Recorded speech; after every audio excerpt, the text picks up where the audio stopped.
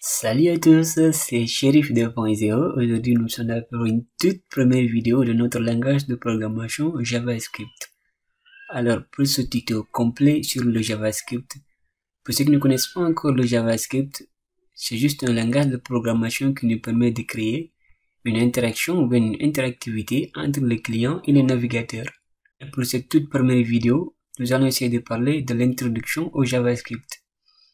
Autrement dit, les prérequis en JavaScript, c'est-à-dire les langages obligatoires pour la programmation en JavaScript. Donc là, nous avons le HTML5, le CSS3. Alors, pour l'environnement de travail, c'est-à-dire quels sont les outils qu'il faut installer dans lesquels nous allons coder le JavaScript. Donc, nous avons ici le Notepad++, le Sublime Text et les autres éditeurs de texte comme le Visual Studio ou bien Atom. Donc, pour la troisième partie, ou écrire le code JavaScript. Donc nous avons trois éléments ou bien trois parties essentielles dans lesquelles nous pourrions écrire le code JavaScript.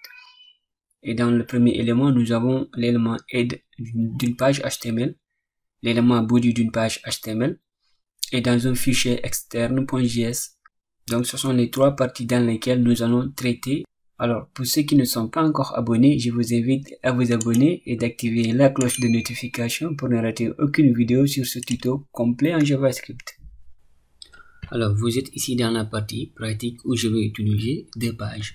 D'abord, la première page qui est la page HTML et la seconde page qui est la page JavaScript. D'accord? Alors, pour la première page, nous allons d'abord créer la structure minimale d'une page HTML. Et là, je vais mettre le titre de la page. N'est-ce pas? Et si vous vous rappelez, j'avais dit que le premier endroit dans lequel nous pouvons insérer du code JavaScript, c'est dans l'élément head d'une page HTML. Donc avec l'utilisation d'une balise script. D'accord? Et je vais fermer cette balise. D'accord? Maintenant, c'est dans cette partie que je vais insérer du code JavaScript. Par exemple, je vais utiliser la fonction alert qui va nous permettre tout simplement d'afficher une boîte de dialogue à l'utilisateur. Par exemple, je vais dire bonjour cher utilisateur. D'accord? Et là, n'oublie pas, nous avons toujours un point virgule à la fin. D'accord? Si j'enregistre ça avec CTRL S bien sûr et que j'exécute le code, là vous voyez bonjour cher utilisateur. D'accord? Alors, on continue. Toujours. Maintenant, quel est l'autre endroit ou bien le deuxième endroit dans lequel nous pouvons toujours insérer du code JavaScript? C'est bien sûr dans l'élément body d'une page HTML. Alors, dans cet élément, avec toujours l'utilisation de la balise script. D'accord? Et je ferme cette balise. D'accord? Toujours avec l'utilisation de la fonction alert parce que c'est la fonction la plus utilisée.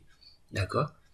Là, je vais dire ceci est du code JavaScript dans la balise body. Ok? Et quand je vais mettre la point virgule et que j'enregistre ça, si j'exécute le code, là vous voyez, ceci est du code JavaScript dans la balise body. D'accord? Alors, vous voyez que le code fonctionne très bien. D'accord? Alors, la troisième méthode qui va nous permettre d'écrire du code JavaScript, c'est bien sûr avec l'utilisation d'une page externe .js. D'accord? Que j'ai nommé ici page.js. Alors, dans cette page, je vais utiliser une fonction toujours, la fonction alert. D'accord? Que je vais mettre, par exemple, je commence, n'est-ce pas, le cours de JS. D'accord? Je commence le cours de JS. Alors, quand je vais enregistrer ça, comment je vais faire pour que le code JavaScript soit exécuté dans le code HTML? Donc, je vais utiliser la balise script, n'est-ce pas? Et je ferme.